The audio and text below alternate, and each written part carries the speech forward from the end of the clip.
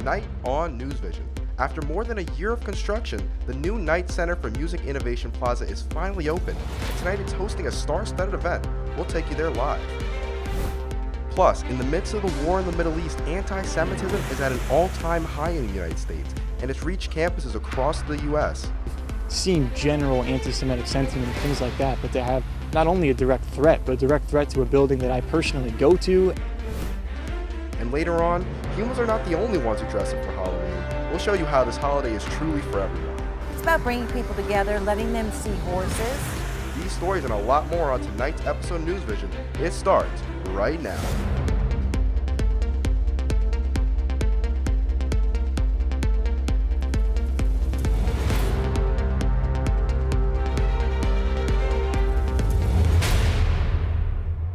Hello and welcome to NewsVision. I'm Harvey Duplock. And I'm Melanie Lowe. Thank you for joining us. On Saturday, the world lost a friend after actor Matthew Perry was found dead at his Los Angeles home. Perry is most well known for his iconic role as Chandler Bing on the hit television sitcom Friends. Perry was found unresponsive in his hot tub by an assistant who called 911.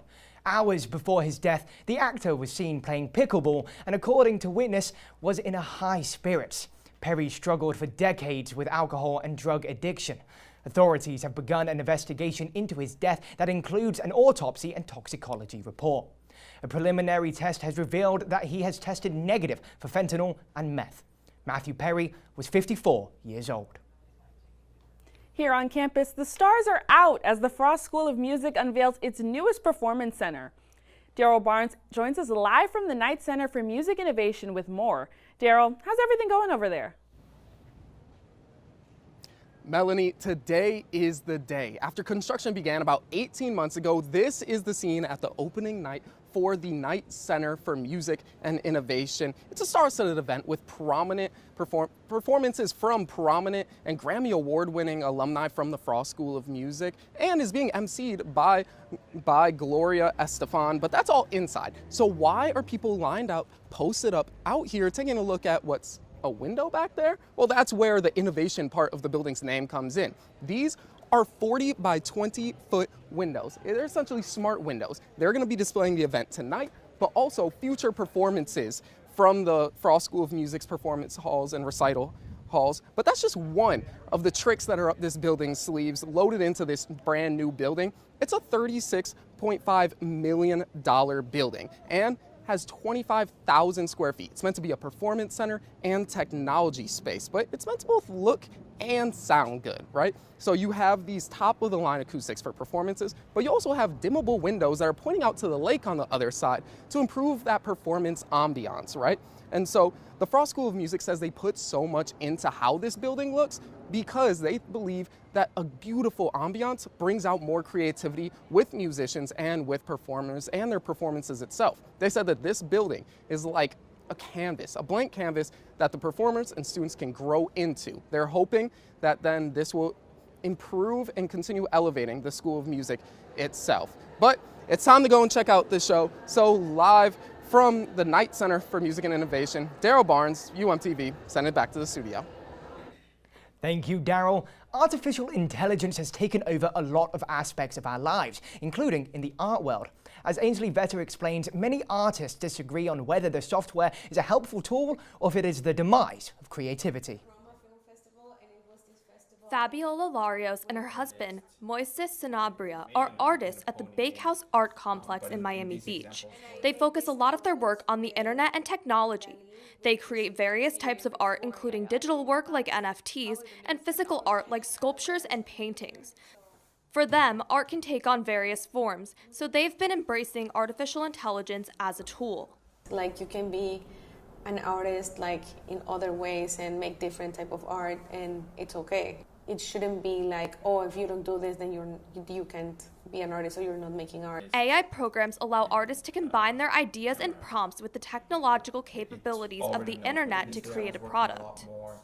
There are various forms of AI that artists can use. They might use ChatGPT to get a little inspiration for a project, or they might use something like DALL-E to create an actual image. Today, I'm going to be using Canva to show you how to create an image yourself. I'm going to be typing in cat riding a bicycle. Then I'm going to hit create your image. And there you have it. It's not human, but it knows enough to guide you through something where you otherwise would have been kind of alone. Larios used AI to create her website and uses it for sketching, but she says she doesn't think she would use a raw AI output alone as art. AI art is a tool that I use, but like my subjects and my themes are like the same inside the internet and outside the internet. But other artists disagree. Adam Jarvis, a digital visual artist and creative director based in Toronto, says those who make art using AI are AI art directors, not artists. You can't just emotionally say, I feel like an artist. There is a lot of time and effort and sacrifice, pain and disappointment, all those wonderful things that go into earning the title of artist. University of Miami painting professor Amy Schissel says she sees a lot of students already using it. She says she began researching AI for the purposes of teaching it. I think it's inevitable that students are going to be using it, especially ChatGPT. I think the key is to teach students how to use it, but how to cite it properly and in what circumstances to use it. Regardless of your standpoint, AI is making its way into all aspects of life. For art, the future remains a blank canvas. That was Ainsley Vetter reporting. President Biden has signed a new executive order this week that will protect consumer rights from AI tech companies. This order was created so AI companies can continue to develop and profit off technology without putting the public in danger. The order mandates that AI developers send the government the results of their AI safety tests. The order details new guidelines for AI privacy, civil rights, and consumer protection. I think the president's executive order, his EO, is just outstanding. It will keep America in the lead on AI, which is crucial.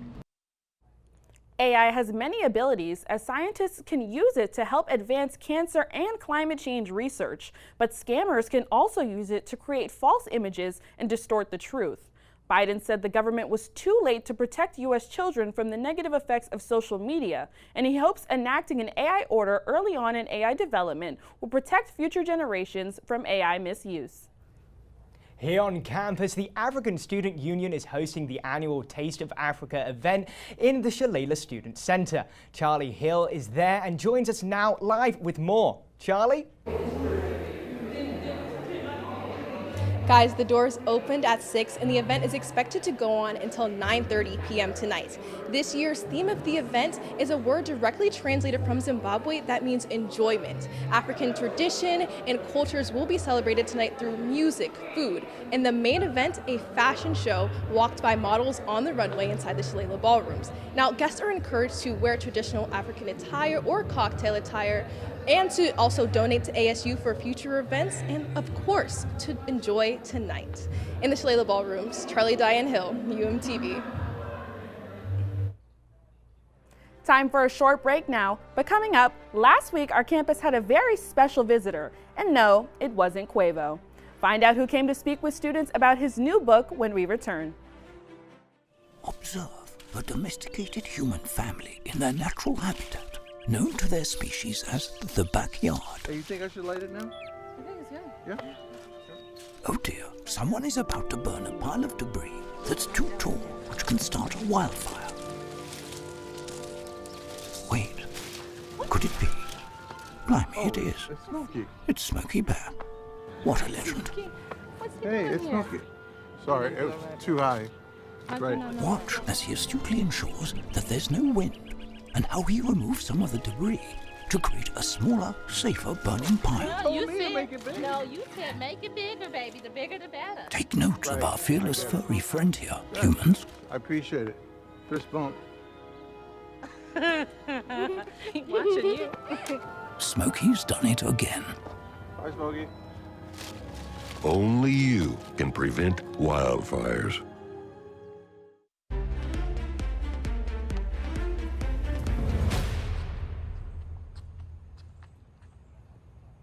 Hundreds of people are dead and even more are wounded after multiple Israeli airstrikes on 2 refugee camps in Gaza.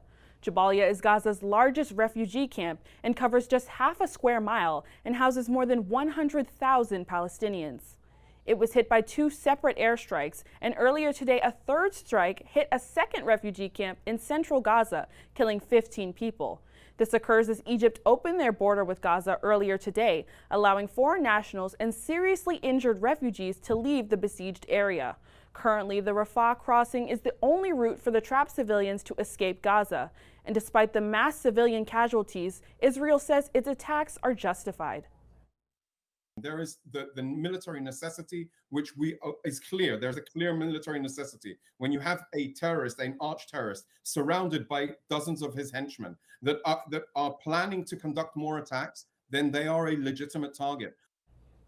The United Nations Human Rights Office has condemned the attacks, posting a statement on X which reads, "Given the high number of civilian casualties and the scale of the destruction following Israeli airstrikes on Jabalia refugee camp, we have serious concerns that these are disproportionate attacks that could amount to war crimes." As the war between Israel and Hamas escalates, so are anti-Semitic tensions. Acts of hatred towards Jews found on social media posts and vandalism have intensified to, quote, historic levels, according to FBI Director Christopher Wray. This has Jewish communities in the US and elsewhere rattled and concerned about the future. Cornell University has cancelled its classes for tomorrow following the arrest of 21-year-old junior Patrick Day. He's accused of allegedly posting online messages that included calling for the death of Jewish people and threatening to shoot up a kosher dining hall on campus. But I want to make an example and say, as I said on Monday when I told those students, if you do this, you will be caught and you'll be prosecuted to the fullest extent of the law. Cornell President Martha Pollack issued a statement to parents that read, "Let me say it again clearly. We will not tolerate anti-Semitism at Cornell. Indeed, we will not tolerate hatred of any form, including racism or Islamophobia." A Republican-led attempt to remove Representative George Santos has failed in the House on Wednesday night. 5 New York Republican delegates sent a letter urging their colleagues to vote yes on a resolution that would remove Congressman George Santos for being unfit for service. The Republican congressman came under fire for admittedly lying on his resume. Santos has also pleaded not guilty for 23 federal charges, including fraud and identity theft. He faces an ethics committee investigation, and many House Republicans say they're waiting to see those findings before taking action against Santos. One new University of Miami organization has brought in a former U.S. representative to talk to students about democracy in a divided world. The Hanley Democracy Center partnered with Books and Books to bring Representative Adam Kinzinger to campus last week. Students got a free signed copy of his new book. Alongside WLRN senior economics editor Tom Hudson, Representative Kinzinger shared stories about serving on the January 6th committee and working in Congress for over a decade. The next generation really is going to be the one that has to save this country, and I mean it. And so for me to be able to talk to the folks that are trying to figure out what they want to do, like what their philosophy in life is, to me is really important. So it was an honor to be able to be here. Involved. Kinzinger says he is taking a break from being actively involved in politics, but he will continue hosting conversations to get others excited about government. Also this week on campus, students got a chance to attend an HIV awareness talk in the Eaton Residential Building. The event was hosted by the United Black Students, Black Queer Students, and the National Association for the Advancement of Colored People. A representative from UM's medical campus spoke to students about what HIV is and how to be protected against several STDs.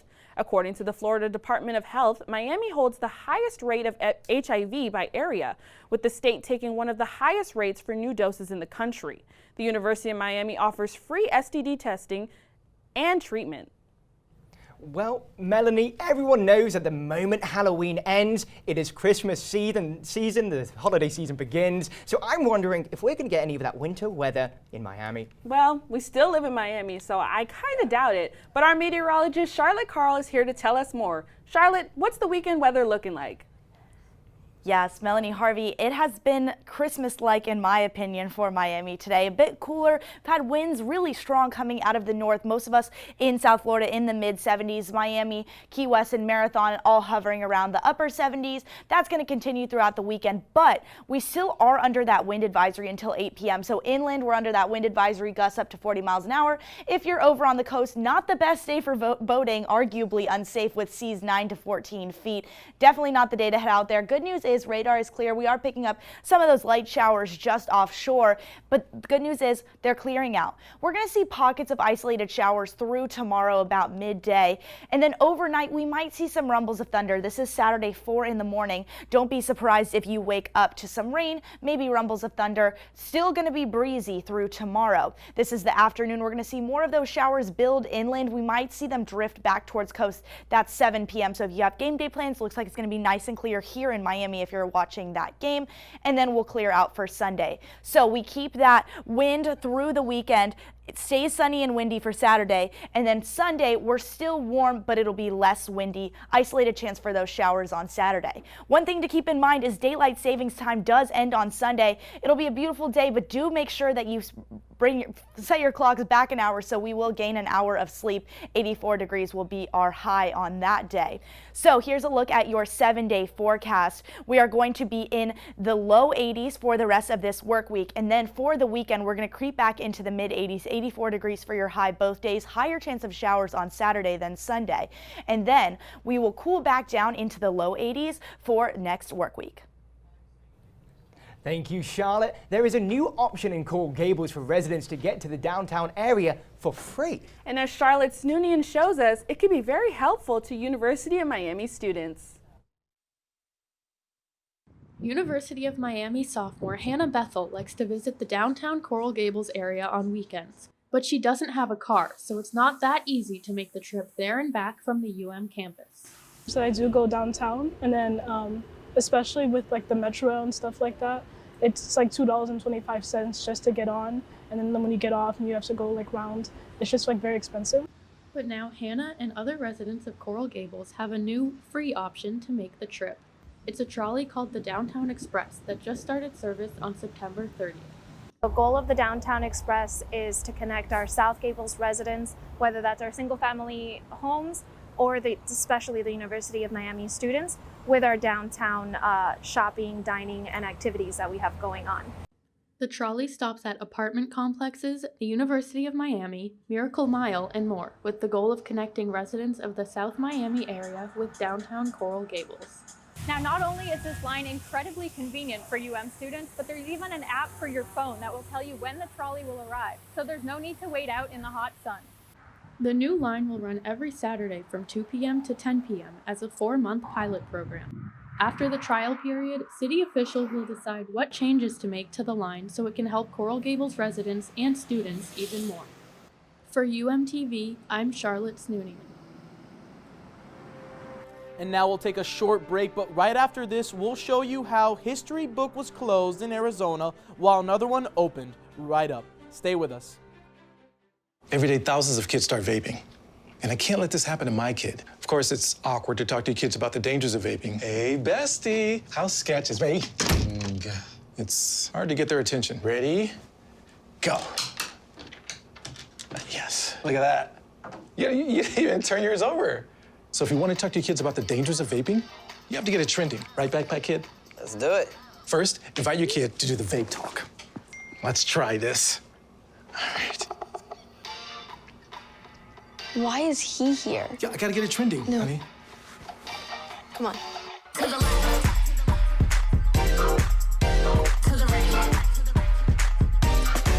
Let's go.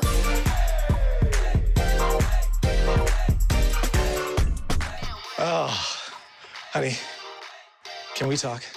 Yeah, what's up? I see a lot of your friends vaping. Visit talkaboutVaping.org for tips on when and how to have the vape talk.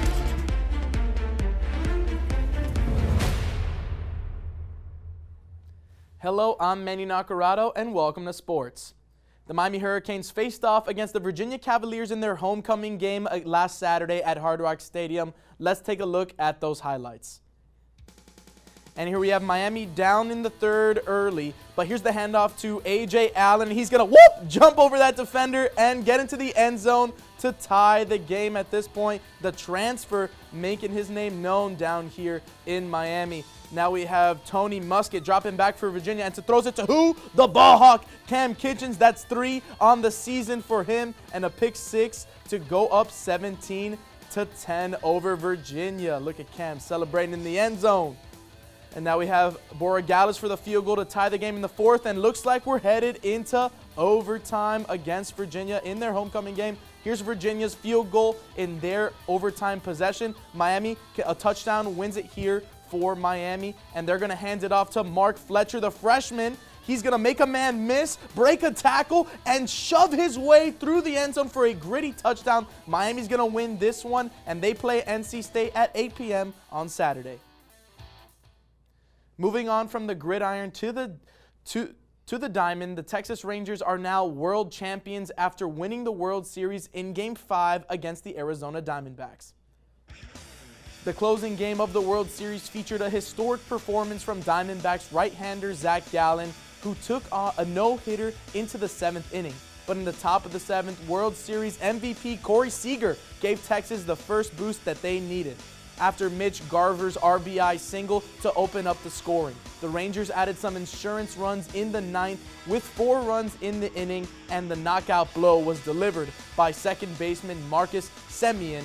Josh Sports continued his postseason dominance out of the Texas bullpen, providing the champs with 2 1/3 innings of scoreless baseball. This came on the heels of 6 shutout frames from ace Nathan Eovaldi. The Rangers set themselves up for success when they signed Seager and Semien back in the 2021 offseason.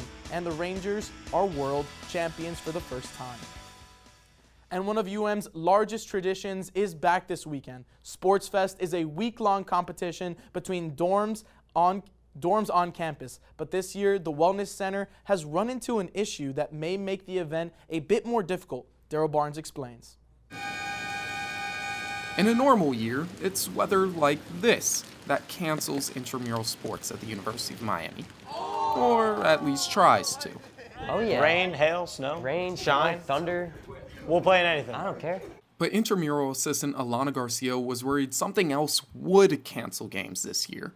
A lack of referees. For flag football training this semester, only 10 showed up. It was a little disappointing. Intramural staff says it takes at least 3 officials to run a single flag football game. And with 36 teams and up to 18 hours of play per week, there simply aren't enough. That means less experienced officials are having to work difficult games, leading to the potential frustrations that have often scared off more officials. You know, students yelling at you and screaming at you during the game. What are you doing? I would say I have a passion for sports, but maybe just not in that capacity of refereeing. But Alana says that if you can handle that and the training, it's her favorite job on campus. If there were other refs that were interested, I would say that this is a much more fun way to stay active while making money. And there will be at least one group of students waiting for you, rain or shine. You know, at the end of the day, I'm going to get a shower anyways, so it does not matter what I do beforehand. For UMTV, I'm Daryl Barnes.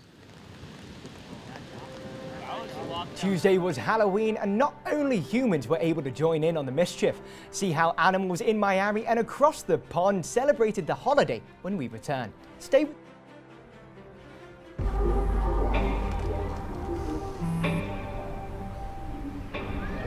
I don't know why you're so sad. You've got a roof over your head. You gotta stop with that depression stuff. That's a white people thing. You alright? It just feels like it's coming from everywhere. Do you want to talk about it? You can talk to me if you're feeling sad. Whenever you need to talk, I'm here, okay?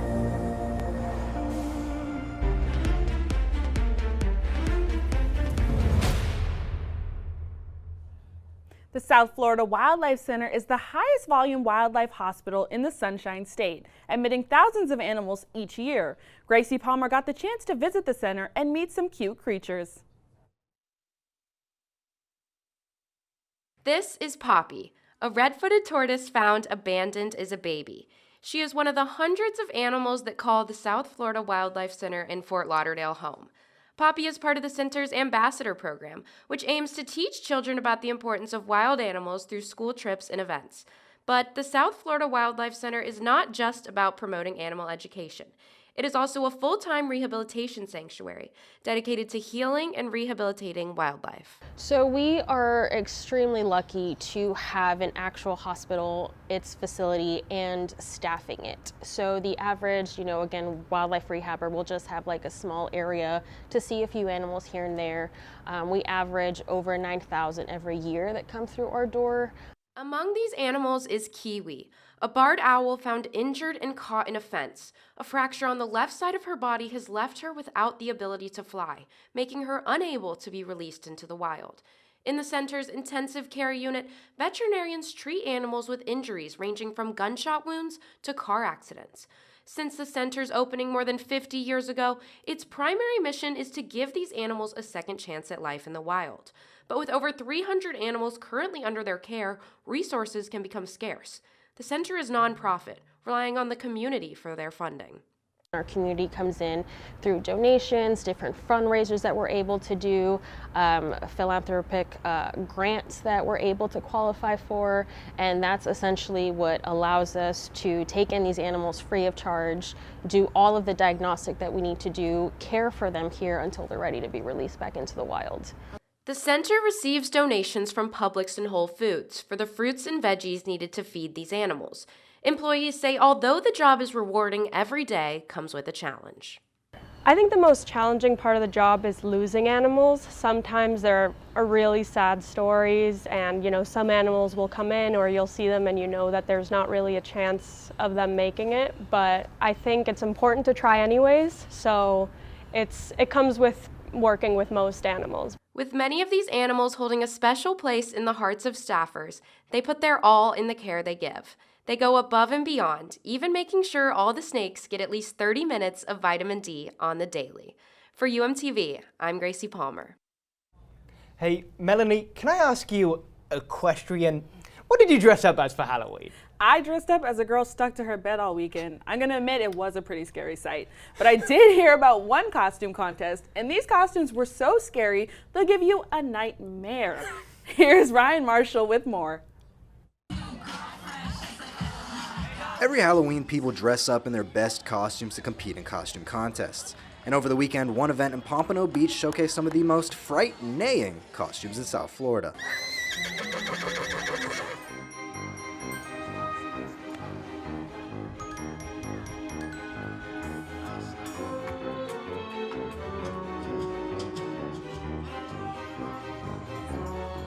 The costume contest was hosted at Sand and Spurs Equestrian Park in collaboration with the city of Pompano Beach.